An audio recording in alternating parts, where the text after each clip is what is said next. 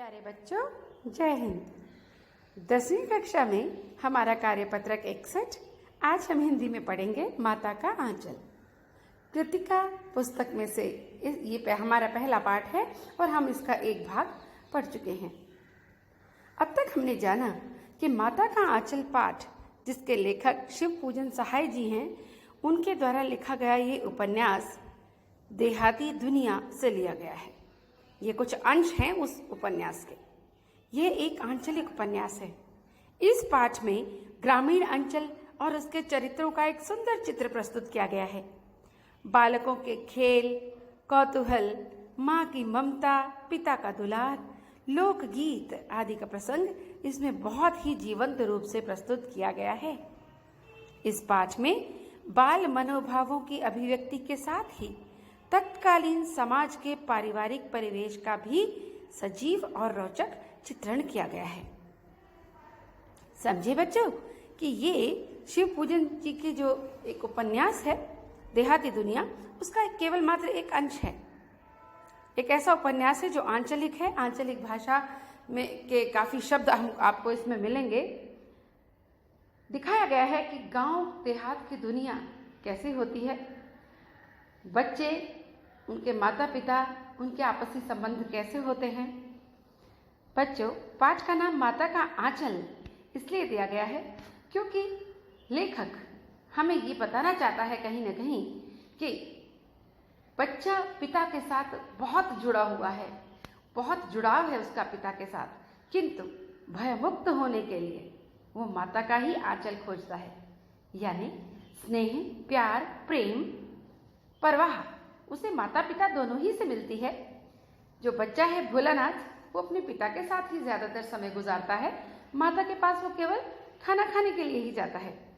फिर भी जब उसको सांप से डर लगता है तो वो सीधा अपनी माता के आंचल में जाकर छिप जाता है, क्योंकि एक बच्चे के लिए माता के आंचल से ज्यादा सुरक्षित कोई जगह नहीं है।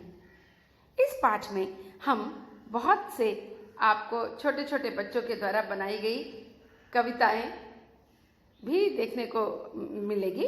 यहाँ बच्चों का संग तहाँ बाजे मृदंग, जहाँ बुढ़ों का संग तहाँ खर्चे का तंग।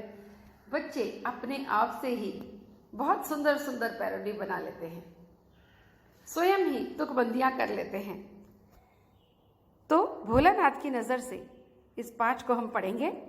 हमारे पिता तड़के उठकर, देखिए यह तड़के शब्द जो है इसका मतलब बहुत सुबह, तो उसको तड़के लिखने का अर्थ है ये ग्रामीण अंचल का एक शब्द है। बहुत ही सुबह उठकर निबट नहाकर पूजा करने बैठ जाते थे।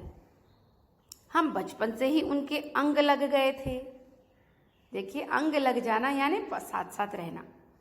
माता से केवल दूध पीने तक का नाता था, इसलिए पिता के साथ ही हम भी बाहर के बैठक में ही सोया करते। वे अपने साथ ही हमें भी उठाते और साथ ही नहला धुलाकर पूजा पर बिठा देते। जो उनका परिवार था वो ईश्वर के प्रति बहुत निष्ठावान था, इसलिए वो सुबह सुबह उठते थे, नहाते धोते थे और भोलानाथ को भी उठाते, उसे भी नहला धुलाकर पूजा पर बिठा लेते। हम भभूत का तिलक लगा देने के लिए उनको दिक करने लगते थे। दिक का अर्थ है जिद। मैंने आपसे कहा आपको बहुत से ऐसे शब्द मिलेंगे जो कई ग्रामीण अंचलों में बोले जाते हैं। तो भभूत होती है जब दिया और उसके साथ धूप जलती है, तो जो धूप या अगरबत्ती जलती है तो उसके बाद जो राख रह जाती है ना, उसे भभूत कहते हैं। तो उसका तिलक लगा देने के लिए जिद करते थे कि हमें ये तिलक लगाओ। वे कुछ हंसकर, कुछ झुंझलाकर और कुछ डांट कर हमारे चौड़े लिलार में त्रिपुंड कर देते थे। लिलार यानी ललाट, मस्तक में त्रिपुंड कर देते थे। 3 उंगलियों से जो तिलक लगाया जाता है। हमारे लीलार में भभूत खूब खुलती थी। यानी जब मेरे माथे पर वो भभूत का तिलक लगाते थे तो बहुत खिलता था हमारा मस्तक। सिर में लंबी लंबी जटाएं थी। भभूत रमाने से हम खासे बम भोला बन जाते थे।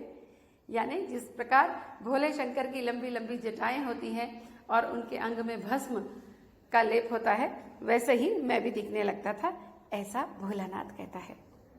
अब इस अंश को पढ़ने के बाद इन प्रश्नों के उत्तर देने हैं। माता का आंचल पाठ कहाँ से लिया गया है और उसकी क्या विशेषताएं हैं। प्रश्न 2, इस पाठ में किन किन बातों का सजीव और रोचक चित्रण किया गया है। प्रश्न 3, माता से केवल दूध पीने तक का नाता था, इससे क्या अभिप्राय है। प्रश्न 4, बालक का सवेरे की क्या दिनचर्या थी, बतानी है आपने। प्रश्न 5, अपने बचपन के किसी मजेदार घटना को लिखिए।